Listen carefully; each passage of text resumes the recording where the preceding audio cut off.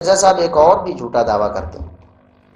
مرزا صاحب نے جب یہ دیکھا نا کہ سیدہ عائشہ رضی اللہ عنہا نے بھی، اور یہ اعتراض ہم نے کئی دفعہ کیا، ہم ان کے سامنے یہ بات رکھتے ہیں کہ اگر سیدنا علی رضی اللہ عنہ سے اختلاف کرنے کی وجہ سے سیدنا معاویہ رضی اللہ عنہ آپ کے نزدیک مطعون ہوتے ہیں، یا آپ ان کے بارے میں دل میں رنج رکھتے ہیں، آپ غصے ہیں ان سے کہ وہ کیوں لڑتے رہے جی، کیوں مخالفت کرتے رہے، تو یہی معاملہ تو سیدہ عائشہ رضی اللہ عنہا میں بھی ہے، اور 1 سال پہلے انہوں نے کیا ہے سیدنا علی رضی اللہ عنہ سے مطالبہ، اور مطالبہ پورا نہ ہونے پر مخالفت، وہ سارا کچھ ہوا ہے۔ تو جس نے پہلے کی ہے اس پر تو آپ اس طرح کی زبانیں تان دراز نہیں کرتے، یا فی الحال کر نہیں سکتے، حالات ایسے ہیں کہ آپ ڈر رہے ہیں کچھ باتیں کرنے سے۔ تو سیدنا معاویہ رضی اللہ عنہ پر آپ اس طرح کرتے ہیں تو کیوں کرتے ہیں؟ تو انہوں نے ایک جھوٹا اور پروپیگنڈا شروع کیا۔ وہ جھوٹا پروپیگنڈا کیا تھا کہ جی دیکھیں جی، ہم سیدنا معاویہ رضی اللہ عنہ کے خلاف اس لیے بولتے ہیں کہ انہوں نے توبہ نہیں کیا اپنے عمل سے، یہ انہوں نے جناب سیدنا علی رضی اللہ عنہ کی مخالفت کی، اور یہ بہت بڑا جرم تھا، اور بلکہ مرزا صاحب تو اسے بدعت بھی کہتے ہیں کہ یہ بدعت حضرت معاویہ نے ایجاد کی، یا اس طرح فلاں کام جو انہوں نے کیا وہ بدعت ہے۔ اس کے بارے میں بھی ہم کئی دفعہ آپ کو بتا چکے ہیں، لیکن سیدہ عائشہ رضی اللہ عنہا کے خلاف ابھی تک وہ ایسی بات نہیں کر رہے۔ میں ابھی تک اس لیے کہہ رہا ہوں کہ بہت سی باتیں پہلے وہ نہیں کرتے تھے، ہم لوگوں کو بتاتے تھے کہ ان کے عقیدے ایسے ایسے ہیں، لوگ مانتے نہیں تھے، لیکن اب آج وہ ساری چیزیں ظاہر کر چکے ہیں۔ اس لیے ہماری دعا تو یہ ہے کہ وہ پلٹ آئیں، آگے نہ جائیں، لیکن جس طرح ان کا پرانا طرز عمل ہے، خطرہ یہی ہے کہ وہ اور آگے چلے جائیں گے، تو یہ باتیں بھی کریں گے جو ابھی نہیں کر رہے۔ اس لیے میں کہہ رہا ہوں کہ سیدہ عائشہ رضی اللہ عنہا کے بارے میں ابھی تک انہوں نے ایسے کوئی کمنٹ نہیں دیے ہیں کہ وہ جناب اس طرح ظلم کیا، انہوں نے جناب امت کے ساتھ ہاتھ کیا، اور انہوں نے یہ کیا۔ دوسرے صحابہ کے بارے میں تو بولتے ہیں۔ تو سیدہ عائشہ رضی اللہ عنہا پر جب ہم بات کرتے ہیں کہ انہوں نے بھی ایسے کیا، جب وہ صدیقہ ہیں، وہ رسول اللہ صلی اللہ علیہ وسلم کی محبوبہ ہے، اور اللہ کے نزدیک بھی ان کی شان اور مقام اسی طرح برقرار ہے سیدنا علی رضی اللہ عنہ سے اختلاف کرنے کے باوجود بھی، تو پھر مرزا صاحب ایک پروپیگنڈا کرتے، جھوٹا پروپیگنڈا۔ کیا جھوٹا پروپیگنڈا ہے جی؟ دیکھیں سیدنا معاویہ رضی اللہ عنہ سے جو غلطی ہوئی اس کی انہوں نے توبہ نہیں کی۔ ہاں، آپ کے پاس بڑی اتھارٹی ہے نا توبہ کرنا، آپ کے سامنے توبہ کرنی تھی آپ نے مرزا صاحب، اگر کسی نے غلطی کی بھی تھی۔ ہم تو کہتے ہیں سیدنا معاویہ رضی اللہ عنہ بھی حق پر تھے، اور یہ ہم اللہ کے فضل و کرم سے نبی کریم صلی اللہ علیہ وسلم کے فرمان سے ثابت کر چکے ہیں، اور ہم مزید بھی انشاءاللہ اس پر بحث کرتے رہیں گے، آپ کو سمجھاتے رہیں گے مزید کھول کھول کر۔ تو سیدنا معاویہ رضی اللہ عنہ بھی حق پر تھے، تو وہ توبہ کس بات سے کرتے بھئی؟ سیدہ عائشہ رضی اللہ عنہا پر جھوٹا الزام آپ نے لگا دیا کہ سیدہ عائشہ نے توبہ کر لی تھی، وہ تو جناب روتی رہتی تھیں اس وجہ سے کہ میں کیوں سیدنا علی رضی اللہ عنہ کی مخالفت میں کرتی رہی۔ جھوٹ ہے مرزا صاحب، جھوٹ ہے۔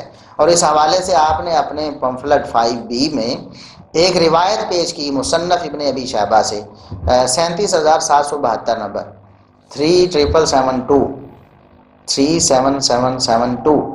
یہ حدیث آپ نے پیش کی، روایت پیش کی کہ سیدہ عائشہ رضی اللہ عنہا نادم و پریشان تھیں کہ مجھ سے نبی کریم صلی اللہ علیہ وسلم کے بعد ایک نیا کام سرزد ہو گیا، ایک نیا کام مجھ سے سرزد ہو گیا، اس پر وہ پریشان رہتی تھیں۔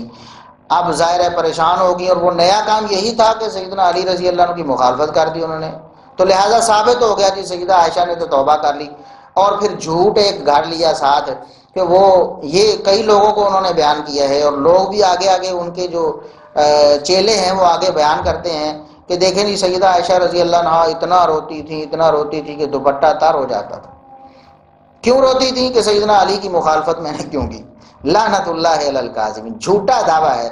میں کہتا ہوں دنیا کی کوئی ایک حدیث ایسی، کوئی ایک روایت آپ ثابت نہیں کر سکتے جس میں یہ ہو کہ سیدہ عائشہ رضی اللہ عنہا سیدنا علی رضی اللہ عنہ کی مخالفت کرنے پر نادم اور پشیمان ہو۔ بالکل نہیں، وہ اپنے آپ کو حق پر سمجھتی تھیں، اور تھیں بھی حق پر۔ اجتہادی غلطی جس سے بھی ہو اسے ایک اجر اللہ کے ہاں ملتا ہے، جس کو اللہ کا ایک اجر مل جائے اللہ کی طرف سے، تو اس کو آپ کہتے ہیں کہ وہ گناہ گار ہے یا مجرم ہے، یا وہ توبہ کرنی چاہیے تھی اسے۔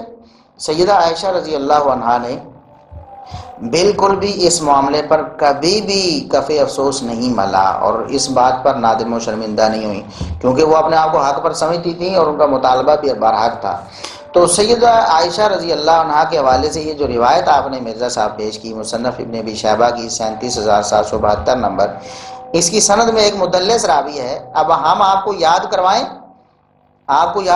کہ آپ تدلیس کے بارے میں کیا باتیں کرتے ہیں۔ اور یہ پیٹ رول ہے صحیح مسلم کے مقدمے میں، محدثین کا اجماع ہے کہ مدلس کی ان والی روایت سما کی تصریح کے بغیر ضعیف تصور کی جاتی ہے۔ جمہور کا موقف کیا ہے؟ یہی موقف ہے کہ مدلس کی آن والی روایت سما کی تصریح کے بغیر ضعیف ہوتی ہے۔ اس میں سفیان ثوری مدلس ہے۔ ہم ایک اصول رکھیں گے، دوغلی پالیسی نہیں کہ تہاڈی ہے تے اسی نہیں مننی، ساڈی ہے تے تسی نہیں مننی، نہیں، ایک اصول۔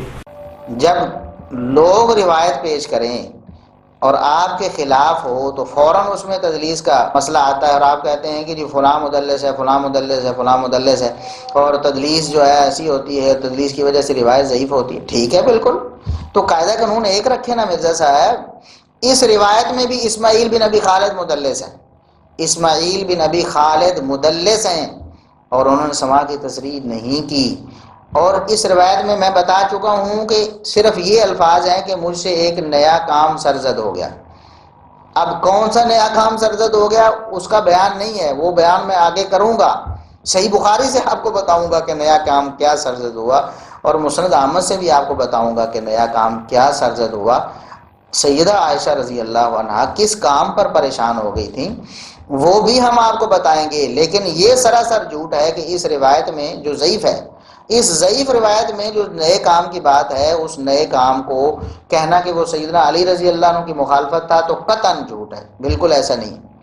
ہاں، بعض اہل علم نے اگر یہ بات کہی اس روایت کے صحیح ہونے کی وجہ سے۔ اب یہاں مرزا صاحب نے چلاکی کیا کی کہ علامہ البانی رحمۃ اللہ علیہ کا قول نقل کر لیا اس روایت کے حوالے سے کہ اس کی سند انہوں نے اس کو صحیح کہا، اور پھر اس سے انہوں نے یہ سمجھا کہ سیدنا علی رضی اللہ عنہ کی مخالفت کو سیدہ عائشہ رضی اللہ عنہا کہہ رہی تھی کہ یہ مجھ سے نیا کام سرزد ہو گیا، لیکن یہ بات قطعاً غلط ہے۔ علامہ البانی رحمۃ اللہ علیہ ایک اہل حدیث سلفی عالم تھے، غلطی کسی سے بھی ہو سکتی ہے۔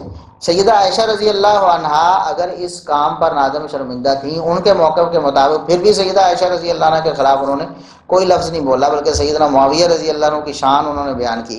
انہوں نے کہا کہ یہ تو بدبخت لوگ ہیں، گمراہ فرقے ہیں جو سیدنا معاویہ رضی اللہ عنہ کے خلاف بعض صحیح روایات سے اپنا غلط مطلب نکالنا چاہتے ہیں۔ تو وہ تو ایک ربانی عالم ہے، لیکن آپ مرزا صاحب آپ تو جھوٹ بول رہے ہیں نا، آپ کے پاس کیا بنیاد ہے؟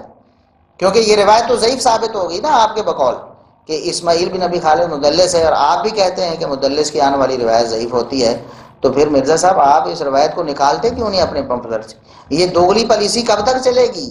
آپ لوگوں کو کب تک یہ جھوٹے دلاسے دیتے رہیں گے کہ جناب صحیح احادیث، صحیح الاسناد احادیث ہیں جی، اور ضعیف روایات سے بچنے والوں کے لیے یہ پمفلٹ ہے؟ تو ضعیف روایات تو آپ نے بھری ہوئی ہیں، کتنی کی نشاندہی ہم کر چکے ہیں، آپ نے کوئی نکالی ابھی تک؟ اور پھر الٹا اس پر ڈٹائی اختیار کی۔ تو میں نے تو علم جمع کیا ہے جی، بہت سی روایتیں تھیں جو وہ شیخ زبیر صاحب کے نزدیک ان کا حکم تھا، میں نے شیخ زبیر صاحب کے ماننے والوں کے لیے اسے نقل کیا، علامہ البانی صاحب کو جو ماننے والے تھے ان کے لیے ان کا حکم نقل کر دیا۔ تو بہت ساری ایسی حدیثیں بھی تو ہیں جو علامہ البانی رحمۃ اللہ علیہ اور شیخ زبیر علی زئی رحمۃ اللہ علیہ دونوں کے نزدیک صحیح تھی، اور آپ نے ان کو بھی جھوٹ کہا۔